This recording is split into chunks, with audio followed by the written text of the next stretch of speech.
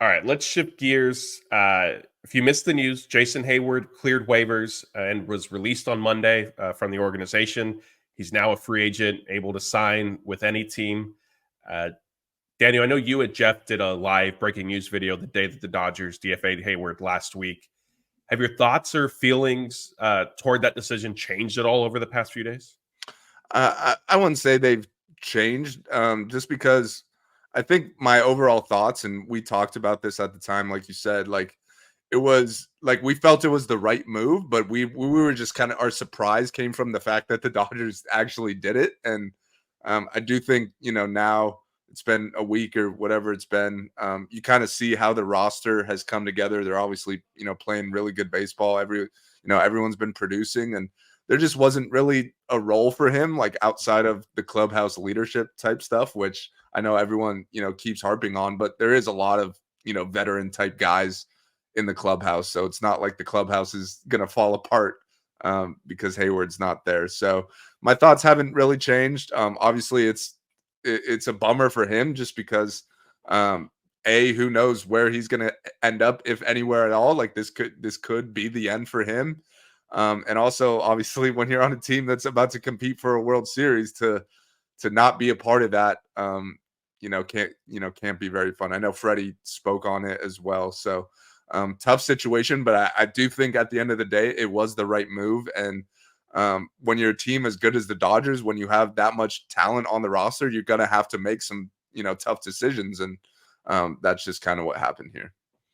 Yeah, I've been surprised multiple times now with this. One, like you alluded to, is I just didn't see the Dodgers making this decision with Heyward because of the clubhouse presence and how much that was valued and his influence there.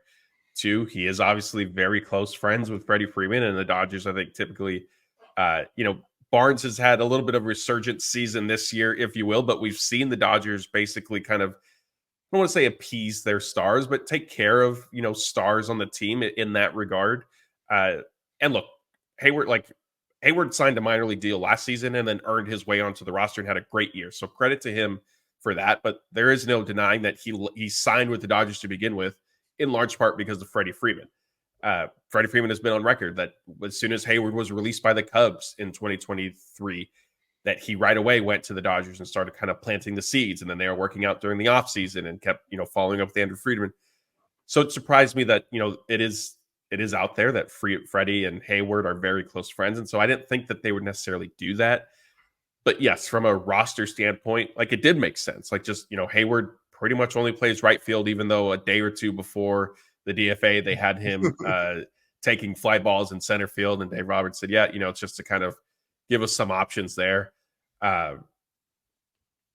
It just wasn't going to be a fit.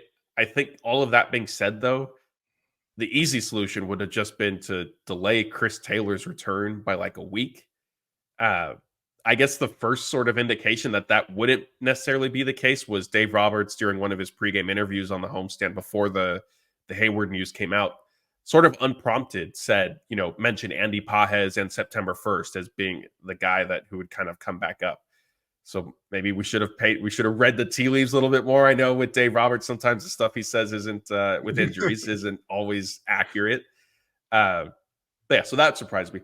Then I was also a little surprised that he then didn't get claimed off waivers. And I know that if a team had done that, they would have owed him the prorated amount of his $9 million salary for the year. But I mean, look, we're almost to September. Like, I don't know how much that would have necessarily been. I'm assuming it's going to be less, I guess, or I'm assuming that total is still more than probably what the minimum would be if a team signs him at this point.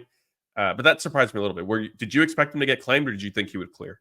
I guess I would say no, just because if he doesn't get claimed, then obviously, like you said, you could sign him for the minimum. So I guess the only risk would be like if someone else claims him. But I guess, I don't know. I feel like there's like whispers around the league where it's like teams catch wind, like, hey, no one's claiming this guy. We don't need to bother. And then obviously also like with a veteran like Jason Heyward, like I don't know how, what his thoughts would be if he gets claimed by like the Cincinnati Reds or something. Like, I don't know if he'd be rushing to get on a plane to Cincinnati, or you could probably name 20 cities that he probably doesn't want to go to right now. So I feel like, with veterans like him, like they just go unclaimed and then they could kind of choose their next team, or who knows, maybe he doesn't even want to join a team this late in the season. That that would be kind of awkward or whatever. So not totally surprised he didn't go unclaimed. Now I'll just be curious to see, does he even catch on with another team? Because if he's going to be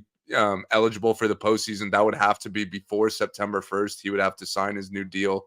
So, the clock's ticking there. He's got like 5 days or whatever. So I'll be curious to see, are we going to have to, be playing against Jason Heyward in the playoffs, or is he just going to be kind of hanging out, maybe rooting on Freddie and his former teammates?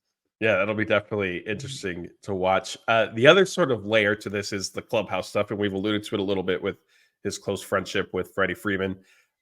Freddie did tell Fabio Nardai of The Athletic and Mike DiGiovanna of the LA Times that, it's decisions like that aren't up to him. It's obviously in the front office's hands.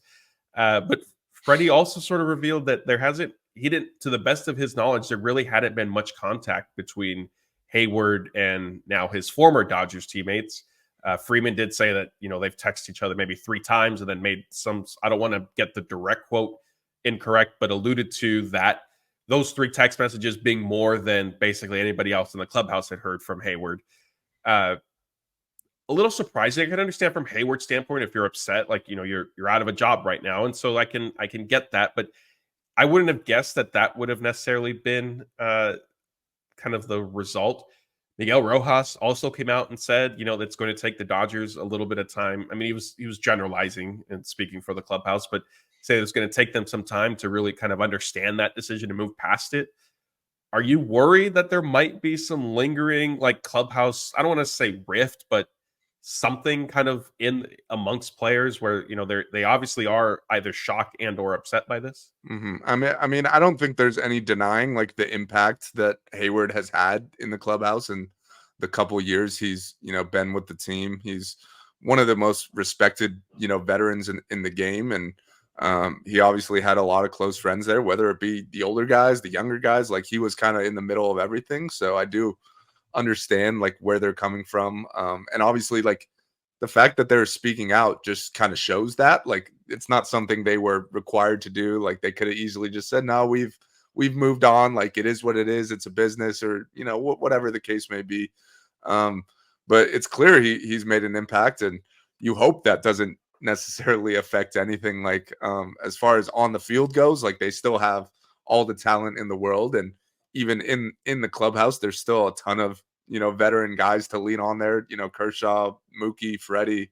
You just said Miguel Rojas has been viewed as a clubhouse leader as well. So it shouldn't be an issue, and I guess we'll see down the road, but I don't anticipate it having much of an effect.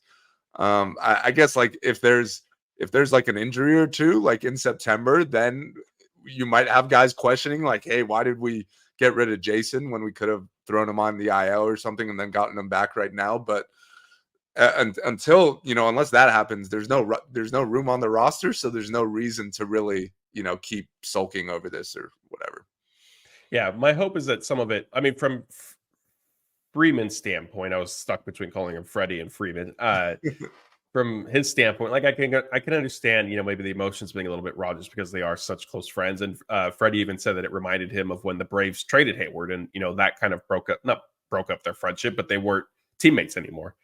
The Miguel Rojas one surprised me a little bit. I'm hoping that it was more just, it kind of just happened. These are the first few games they're playing. Emotions are a little bit raw because, yes, like you said, and it is no secret that Heyward was valued in that clubhouse.